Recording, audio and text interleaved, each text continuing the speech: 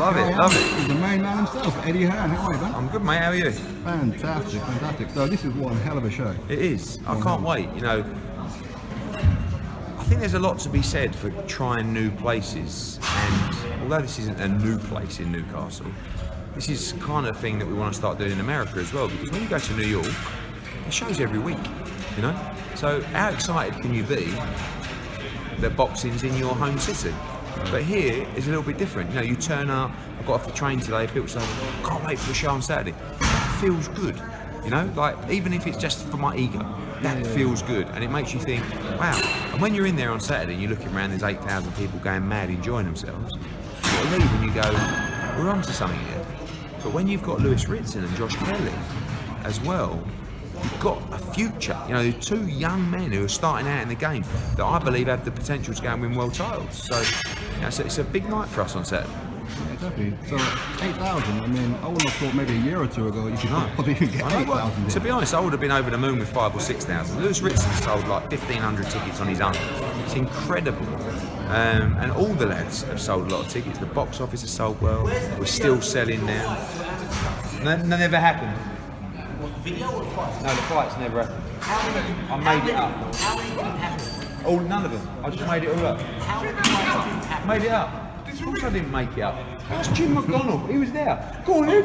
Throw the left uppercut. Were you a 15-round fighter? I was a 15-round fighter. Sorry. Yeah, so you got two guys in Ritson and Kelly that actually had the ability to go on and win world titles. So it's great. It's one thing coming to a town like Newcastle, but if you don't have the talent and the potential, and the fans aren't idiots, you know, they're not just going to get behind someone who's, with all due respect, not really going anywhere. They do, but in small numbers. They've got a chance here to say, you know what, who's going to win a world title first, Ritson or Kelly? You know, and actually fighters that, two very different fighters. One is Pretty Boy Kelly. You know, he's had the amateur pedigree, he was in Rio, he's only had 6 fights, he looks $1 million. Then you got Ritson, who a year ago was about to jack it all in and quit. He's come from nowhere, really exciting style. He's got to be careful. Don't just think you're invincible, don't just think you can walk through everyone, you know? Because it doesn't work like that. But I'm so excited for both guys because there's something to be said for the look on their faces, you know, when they walk out and go, you know? So, yeah, I'm pleased for him. Exactly, and Paul Harlan Jr. is no joke, is he? No, it's the toughest. 18-0. Yeah, and also had a long prep. You know, Cardle came into that fight, you know, he had 5 or 6 weeks, but this is a proper camp for Highland. He punches very hard, and again, you know, Lewis got hit in the Cardle fight. It wasn't like I know it was a second round stoppage, but he can't just think he's invincible. So this is a tough fight for him. If he gets the win, hopefully he does, he wins that Lonsdale belt outright, and that in itself is a great achievement. Absolutely. So while you're in Newcastle, have you tried the Scotty bread yet? No, not yet. I might try one on Saturday. Yeah. Make sure you do that. Right, so moving on quickly, Dillian White. Yeah, Parker. Yeah. Great fight, really good fight. I think it's one of the best fights in the heavyweight division. Listen, fair play to both of them for putting it on the line.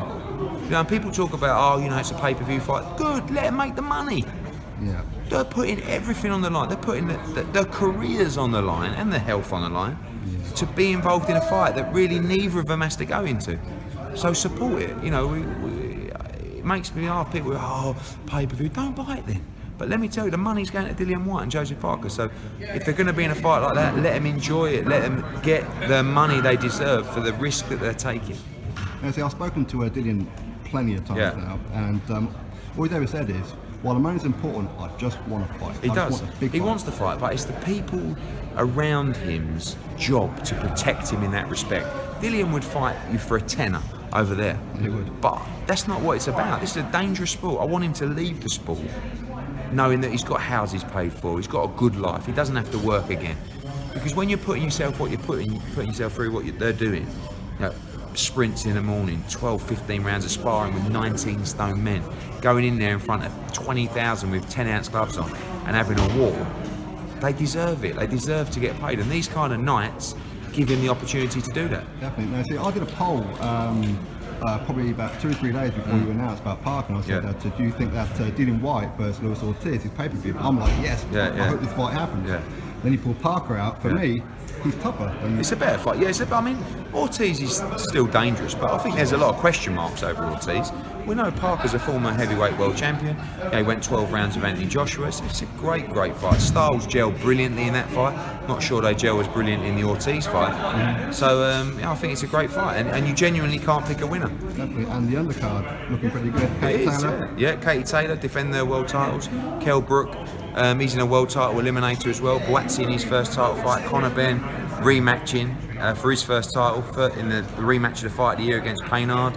I'm working on another big fight to announce as well, and another couple of youngsters on the card as well, so it's going to be a big night. Well, Brandon Cook, who's obviously a Kell Brook's opponent, only lost once, which was against a guy I thought Islam. But Islam is a brilliant fighter, and also he went to Kazakhstan, by the way, as well for that fight. So, people are like, oh, Brandon Cook, I've never heard of him. Well, doesn't mean that he can't fight. He's top 10 with the WBA, top 10 with the IBF, number 4 with the WBO. I'm not saying he's Jarrett Hurd or Charlo, but it's a good step up for Kell Brook from the last fight. A very competitive fighter who's coming to win, who's fresh. It's fine, and it's on the undercard of the Dillian White Parker fight, so it's going to be a big night. And we're moving on for lastly, this is what everyone's asked me, Joshua Wilder.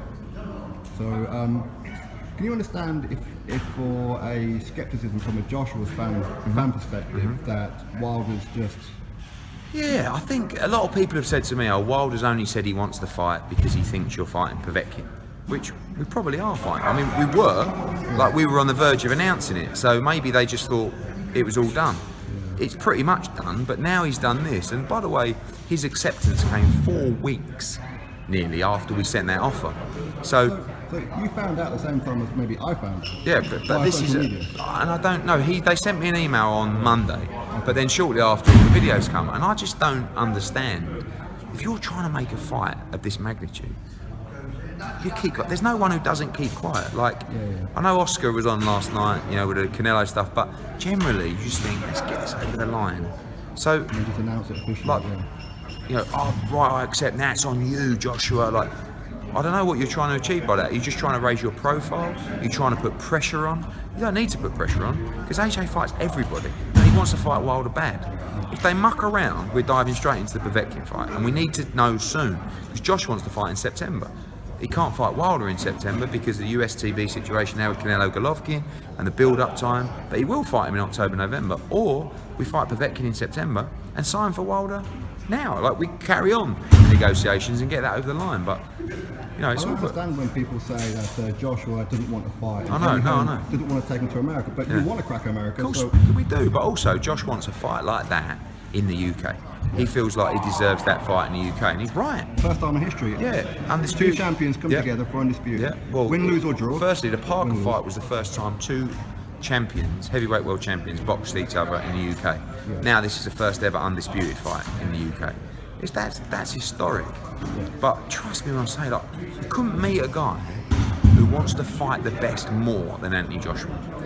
He boxed Dillian White, he boxed Charles Martin for the world title in his 16th fight, he boxed Brazil in his 17th fight. While I was talking about fighting Brazil now, it's his 42nd fight. He boxed Klitschko for 2 belts, then he boxed Takam on a week's notice of opponent, then he boxed Parker in the unification fight. Now, by the way, people don't forget about Povetkin. This guy is top 3, 4 heavyweights in the world. He's so dangerous. People are saying to me, how can you consider Povetkin? He might even be as dangerous as Wilder. Technically better. Probably don't punch as hard, but still punches very hard. So Josh don't care. He wants to fight everybody. So don't worry about Joshua's desire to fight the best. He will fight the best time and time again. If the deal can be done, we will do it. If it can't, we will fight Povetkin and we'll fight Wilder straight after. So last time I've seen you was 2 days before you announced DAZN. Yeah. That's so shocking. Yeah. That's for sure. $1 billion. Yes. How does this... It's good. I mean, some people say, you shouldn't have announced it $1 billion because everyone's going to want more money. They're going to want more money anyway. Well, it's going with HEARN, it has to be. But you're selling how big this project is. You can't announce it and go, oh yes, and we've got 16 dates here. Someone says, oh, how much, what's the budget? Oh, I'm not telling you. It's not the same, is it? This is the truth. You're telling the truth. So the fighters are going to ask for money. We're talking to 50 fighters at the moment. So some... It's all about transfer season. It is, but it's going to take a bit of time. some have signed already, and it will take 1 or 2 big names to go, and then they'll all go. I compared that to Chelsea when Chelsea first got all the Yeah, millions. it's just like people are a little bit Drew sceptical. Pullet or Vialli, Yeah, and the but rest people are a is little bit sceptical, as always. You've got your own thing, maybe on HBO or Showtime. You don't want to rock the boat, but then you think, hang on, no one's promoting me. I'm not getting any activity.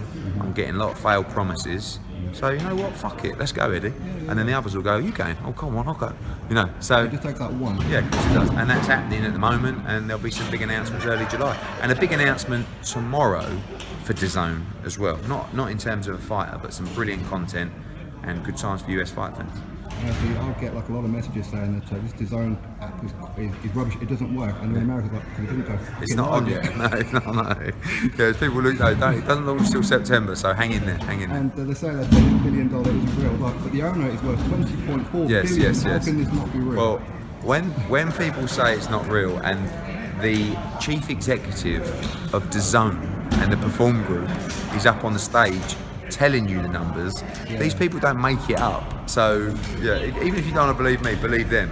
And Access Industries and Lemble of Atlas got plenty of money. and there's plenty of. Actually, have they just joined up with Serie A? Yeah, the zone have just launched in Italy, bought all the Serie A rights, and they've bought everything in Japan. But Access Industries owns Warner Music, they're the biggest shareholders in Spotify. I mean, they're serious players. So. Do we get it in the UK because the Sky isn't around, are they? Well, This is- we'll see. this is Not, so not much for a few cheaper. years yet. Not for a few years yet. I We'll only see. have Sky for boxing. I'm Yeah, paying yeah, a yeah. complete- Well, we'll see what happens over the next few years. But so obviously there's plenty of rumours. There's Bivol. I don't know whether you've ever been. Yeah, asked there's about loads of Bivol. rumours. We're talking to everybody. So some guys have got fights coming up in June, July, August. So they're not going to. Michael Garcia. Yeah, we're not going to announce them now. We'll wait till after their fight. So there's a lot going on. A lot going on. Well, good luck with you. Good to see you, over mate. there. Thanks for all your support. Perfect. Thank you very much. Take Eddie care. Hearn. Cheers, mate. We are out.